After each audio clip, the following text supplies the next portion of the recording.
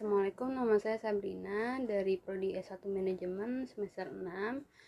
Saya dari kampus Universitas Teknologi Muhammadiyah Jakarta untuk tugas mata kuliah Manajemen Resiko dengan dosen pengampu yaitu Ibu Profesor Dr. Lela Nurlelawati SMM. Di sini saya akan menjelaskan kebijakan manajemen resiko perusahaan PT Goto atau Gojek Tokopedia Tbk. Latar belakang PT Goto atau Gojek Tokopedia Tbk. PT Goto adalah merger antara dua perusahaan besar di Indonesia, yaitu Gojek dan Tokopedia. Gojek yang didirikan pada tahun 2010 awalnya menawarkan layanan transportasi on demand menggunakan sepeda motor. Tokopedia di sisi lain didirikan sebagai marketplace e-commerce tahun 2009. Awal mula, Gojek didirikan tahun 2010 oleh Nadiem Makarim, awalnya menawarkan layanan ojek motor on demand. Seiring waktu, Gojek berkembang pesat dengan diversifikasi layanannya, termasuk pesan antar, makanan atau GoFood, logistik atau GoSend, dan pembayaran digital atau GoPay. Lalu Tokopedia didirikan pada tahun 2009 oleh William Tanuwijaya dan Leanea. Tokopedia menjadi salah satu marketplace e-commerce terbesar di Indonesia. Platform ini memungkinkan penjual dan pembeli untuk terhubung secara online dan melakukan transaksi dengan mudah. Berikutnya tujuan PT Goto atau Gojek Tokopedia. Yang pertama yaitu menciptakan ekosistem digital terbesar di Indonesia.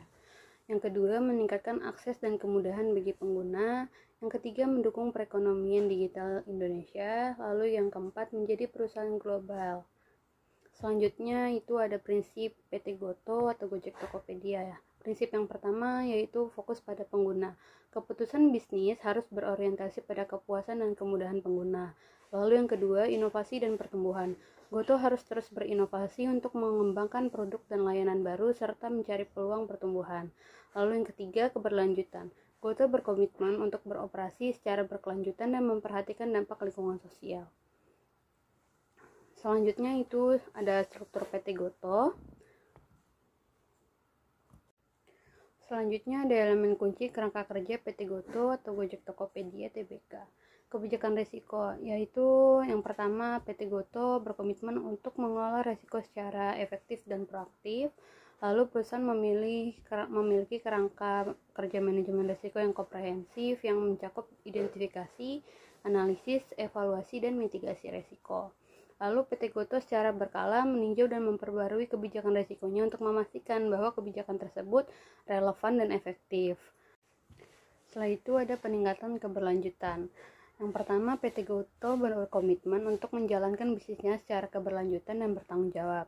Yang kedua, perusahaan telah menetapkan beberapa tujuan keberlanjutan seperti mengurangi emisi karbon, meningkatkan penggunaan energi terbarukan, dan mengurangi limbah. Lalu PT Goto secara berkala melaporkan kemajuannya dalam mencapai tujuan keberlanjutannya.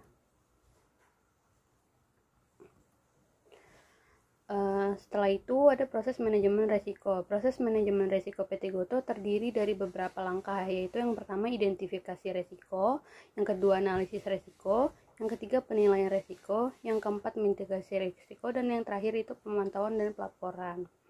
Lalu ada budaya risikonya. PT Goto berusaha untuk menciptakan budaya risiko yang kuat di mana semua karyawan menyadari pentingnya manajemen risiko. Yang kedua, perusahaan menyediakan pelatihan manajemen risiko kepada karyawannya. Yang ketiga, PT Goto mendorong karyawan untuk melaporkan risiko yang mereka identifikasi. Setelah itu, di sini ada pendekatan pertahanan 3 lapis PT Goto. PT Goto menerapkan pendekatan pertahanan 3 lapis atau Tree of Defense atau 3LD.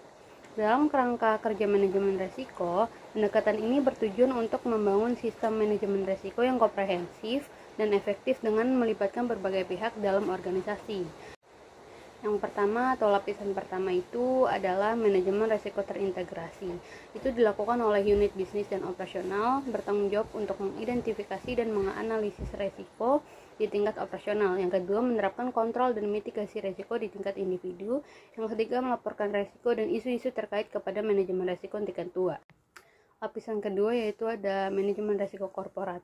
dilakukan oleh tim manajemen risiko korporat bertanggung jawab untuk yang pertama mengembangkan dan memelihara kerangka kerja manajemen risiko perusahaan, yang kedua melakukan analisis risiko perusahaan secara menyeluruh, yang ketiga merancang dan mengimplementasikan strategi mitigasi risiko perusahaan, lalu yang keempat memberikan pelatihan dan edukasi terkait manajemen risiko kepada seluruh karyawan, lalu yang terakhir ada memonitor dan melaporkan efektivitas program manajemen risiko. Setelah itu, yang terakhir atau lapisan ketiga itu ada tata kelola dan pengawasan risiko, dilakukan oleh Dewan Komisaris dan Komite Audit.